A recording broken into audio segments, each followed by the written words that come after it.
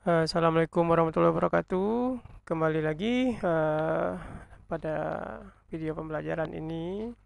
Kita sekarang masuk mengenai pengelolaan kelas. Pengelolaan kelas.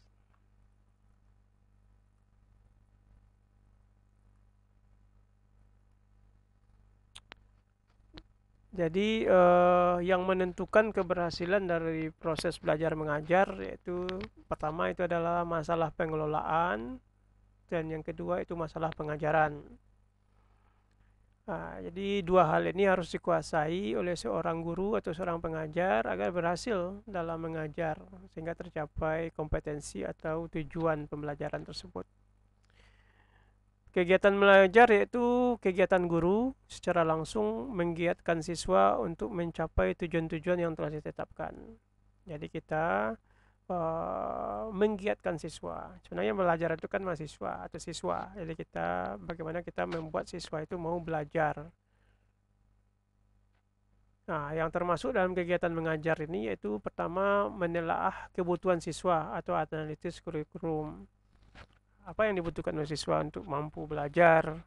Nah, kemudian apa yang diminta oleh kurikulum. Apa tujuan dari instruksional atau pembelajaran mata pelajaran tersebut. Kemudian menyusun rencana pelajaran, kemudian membuat perencanaan silabus, kemudian mengembangkan atau menyiapkan handout, job sheet, lab sheet dan lain sebagainya. Kemudian menyajikan bahan pelajaran, mengadakan evaluasi, menilai kemampuan siswa dan lain-lain. Ini yang termasuk dalam kegiatan mengajar. Dalam mengelola kelas itu ada beberapa kegiatan yaitu di mana sebenarnya kegiatan mengelola kelas ini adalah untuk menciptakan dan mempertahankan suasana atau kondisi kelas agar kegiatan pembelajaran ini dapat berlangsung secara efektif dan efisien. Artinya dia harus tercapai tujuan sasarannya dan juga sesuai dengan waktu yang ditentukan.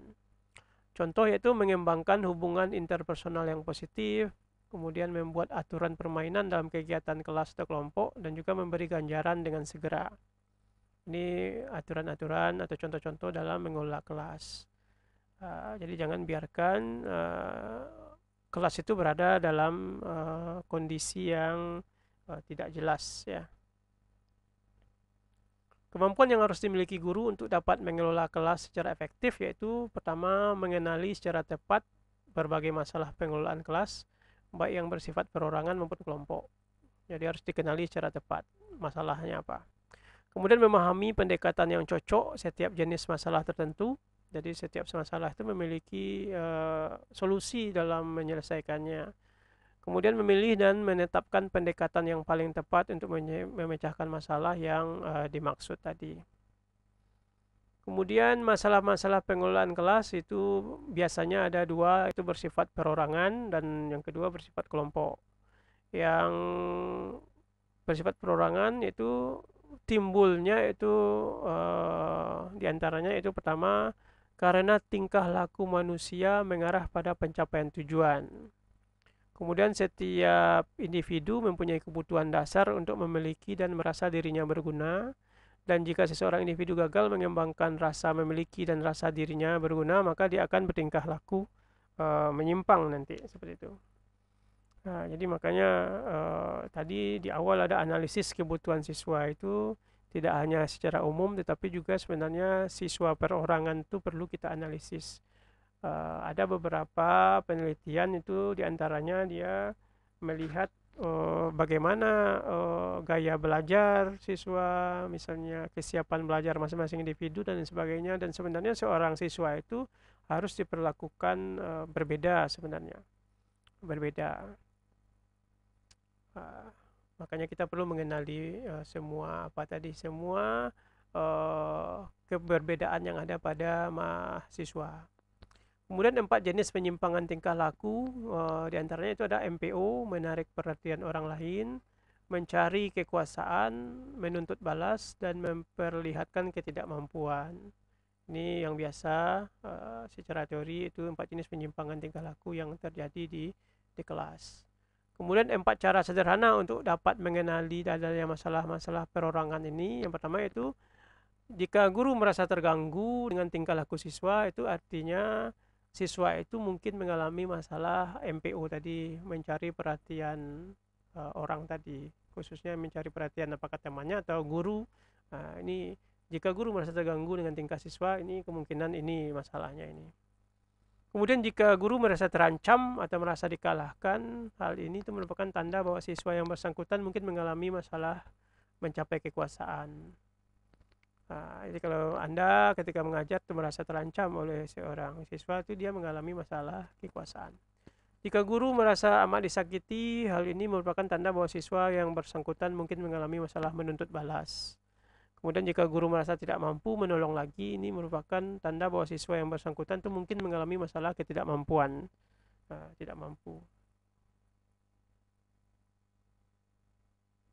Kemudian ada juga selain masalah perseorangan, ada masalah kelompok tadi. Yang pertama contohnya itu kekurang kompakan kelompok ditandai dengan adanya kekurang cocokan atau konflik di antara anggota kelompok. Itu bisa kita lihat nanti ketika ada aktivitas kelompok, kemudian terjadi konflik di antara anggota kelompok, ini masalah kekurang kompakan. Yang kedua itu kekurang mampuan mengikuti peraturan kelompok. Masalah ini timbul bila suasana kelas itu menunjukkan bahwa siswa tidak mematuhi aturan yang ditetapkan. Jadi awal dalam berkelompok tentu ada beberapa aturan yang ditetapkan. Jika ada siswa yang melanggar, itu masalahnya adalah masalah kurang mampu mengikuti peraturan kelompok.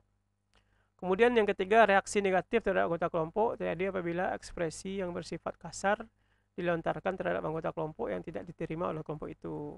Jadi kalau ada konflik di antara anggota-anggota yang dari kelompok, ini masalahnya nih, reaksi negatif terhadap anggota kelompok.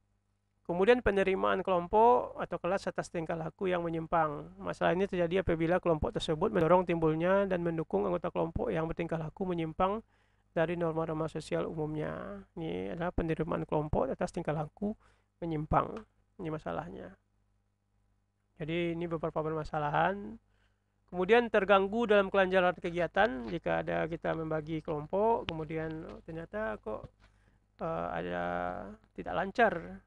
Ini terjadi bila kegiatan anggota kelompok yang menyimpang dari ketentuan yang telah ditetapkan berhenti melakukan kegiatan atau meniru-niru kegiatan orang lain saja.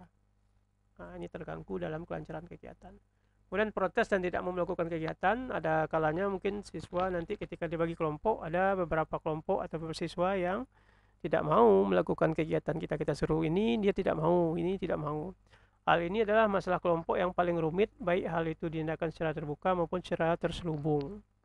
Jadi protes, tidak mau dia melakukan kegiatan, disuruh tugas, tidak mau melakukan tugas, disuruh diskusi, tidak diskusi. Ini yang terjadi ini.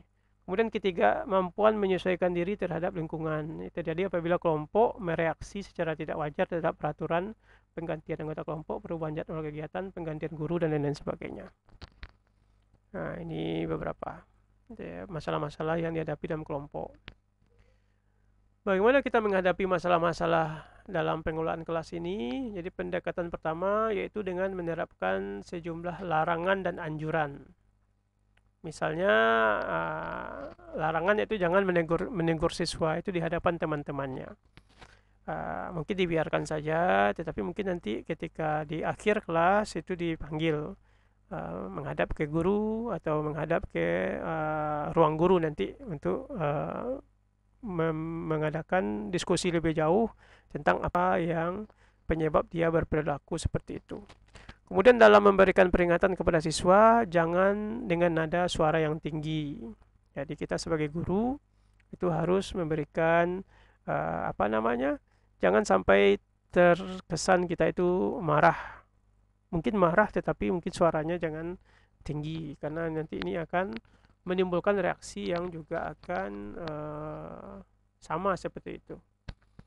Bersikaplah adil dan tegas terhadap semua siswa dan jangan pilih kasih. Kita harus bersikap adil, tegas. Jadi jangan nanti terkesan kita misalnya menganak emaskan seseorang atau kelompok tertentu. Kemudian sebelum menghukum siswa, buktikan dahulu bahwa siswa tersebut bersalah. Jadi jangan sampai dia menerima hukuman tapi dia tidak merasa bersalah. Nah, ini yang akan menimbulkan nanti rasa dendam, ingin menuntut balas, dan lain sebagainya. Kemudian patuhlah terhadap aturan-aturan yang sudah dibuat.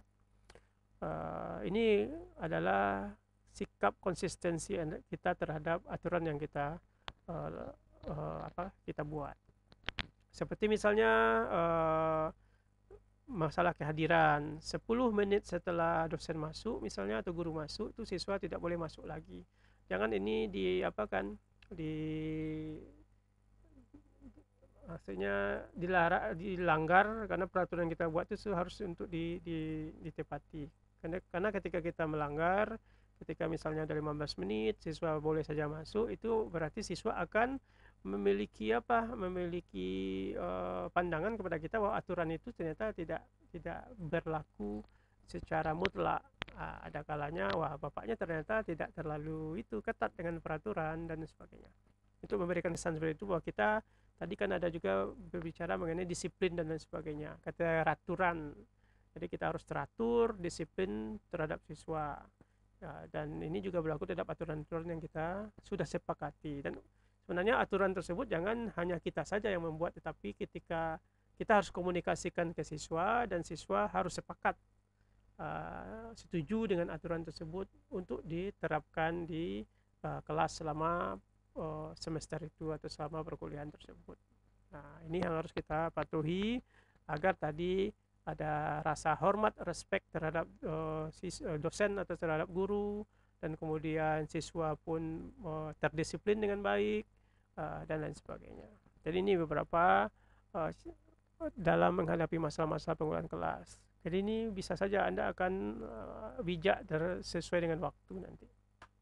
Mungkin di awal-awal sulit dalam menerapkannya, atau mungkin ketika Anda ingin menerapkan tetapi ada hati kecil yang tidak ingin melakukan itu, tapi sesuai dengan waktu Anda akan mampu.